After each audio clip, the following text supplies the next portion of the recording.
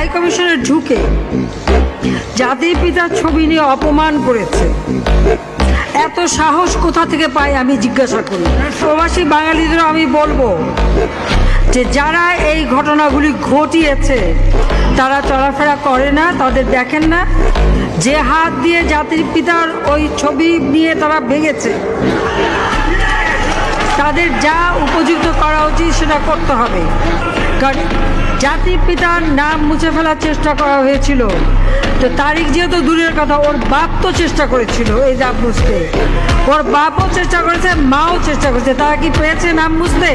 পারে নাই। ইতিহাস কখনো কেউ চাপা দিতে পারে না। আর জাতির পিতা তার ৭ই মার্চের ভাষণে বলে গেছে যে বাঙালিকে কেউ দাবায় রাখতে পারবে না, পারে নাই দাবায় রাখতে। Wake up to reality.